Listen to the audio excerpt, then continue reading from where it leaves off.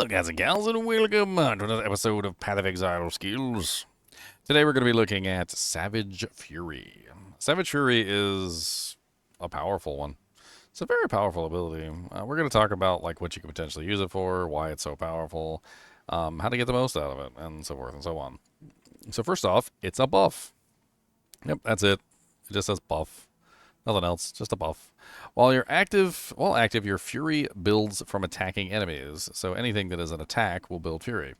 Using this skill releases your Fury to send you into a Beastial Frenzy, gaining damage and Onslaught, which Onslaught increases your skill speed by 20%, and also your movement speed by 10%, lasting for 4 seconds unless otherwise specified, but constantly losing life and forcing you into an animal form. The Frenzy ends immediately if you return to human form, and you cannot gain Fury while you are in Frenzy. You gain 1 Fury on attack, hit no more than once per skill use, to a maximum of 20 Fury. The buff duration is 0.5 seconds per Fury used, which technically means that's a maximum of 20 times, so it's like 10 seconds, right? Buff grants Onslaught and 28% more damage, which is a multiplier, and then the buff causes you to lose 3% of your maximum life per second, which is not like a huge amount of life. 3% is like 1% of 100 is 1, 1% of 1,000 is 10, right? So 1% of 2,000 is 2, or 20, right?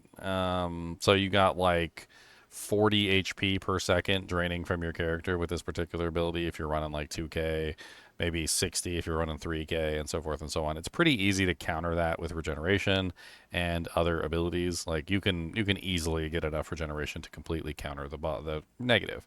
You can also get a buff that grants 5% more damage. And you know what? Let's go take a look at the Jumbling Legionnaire and let's see what the Jumbling Legionnaire has for a buff on Savage Fury. Could be interesting. We might have to actually equip a talisman to see it, but well, let's check it nonetheless. Nonetheless. Less than none. Wait, where's the none? Savage Fury. Alright, so we can't see it unless we put it on our character, which it might not let us, but, well, no, it does. So gain 1 additional Fury on attack. Okay, so you can build the Fury faster with the quality from the Jumbling Legionnaire. That's pretty cool. Not that it's particularly difficult to build the quality Fury, but depending on your character and how they're built, it might be more or less difficult. This particular character I designed around attack speed, so technically I can build Fury much faster than like most other characters would. Let's hop into a map real quick and we'll just play with the Savage Fury so I can show you how it works. Now, in general, when you have your like damage output of your abilities, depending on, of course, like how much Fury or Rage you're running, or like your total damage output, you're going to see your damage output represented on the bar.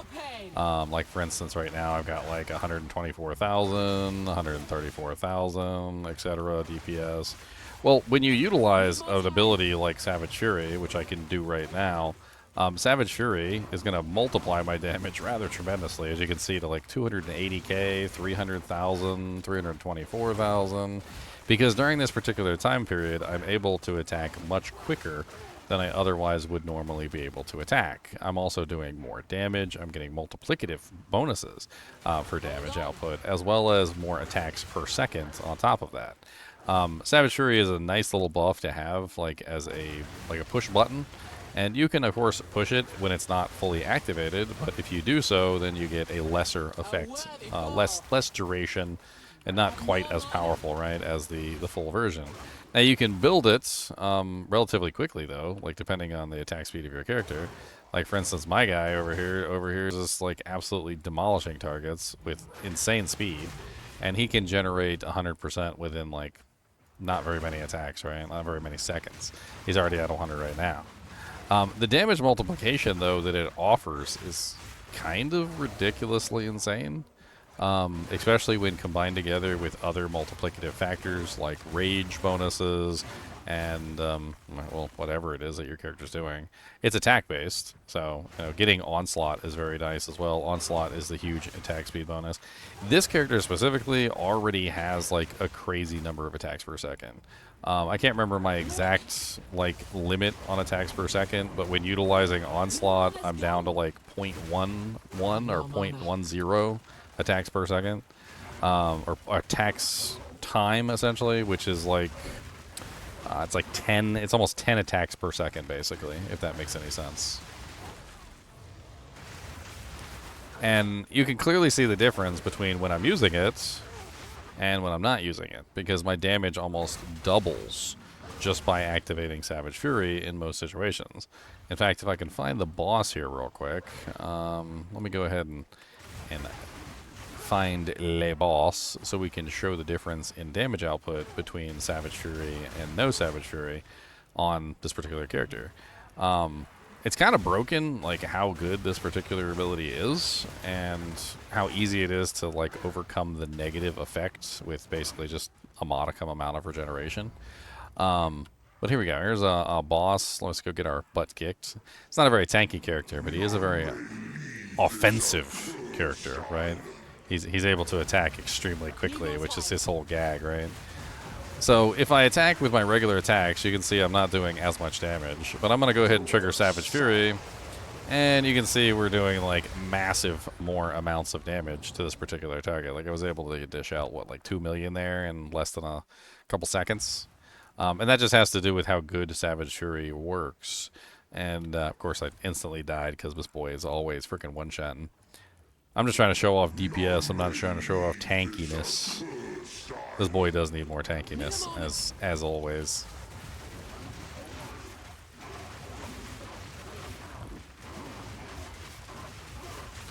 And Savage Fury, and no, I don't want your cannon on my face. And as you can see, Savage Fury just works really well within a build. It's a buff that you press every now and then when you have the percentage. You can see it stacking up here. It says 25%. And you can see when you have enough of it to actually activate. And it costs some spirit. So it is a 30 spirit ability. It has strength and intelligence as its main. As a werewolf or a werebear or a werewyvern, like you're going to be set up for this anyway. So it's kind of like a no-brainer for most like werewolf attacking builds, just simply because of how good it is. And yeah, there's really not much more to say other than that. It's amazing. There's really no reason not to run it on most shapeshifter builds. In fact, Leon was pointing out earlier that apparently it works on a swap set as well, so you can basically get it for free without even spending the spirit. Some sort of bug that they never fixed, which maybe eventually they will fix it, but yeah. It's actually kind of good to use this one in combination with other things that multiply as well. Like I'm using Berserk as well, which increases my rage bonuses. So I get like an additional multiplier on my rage bonuses.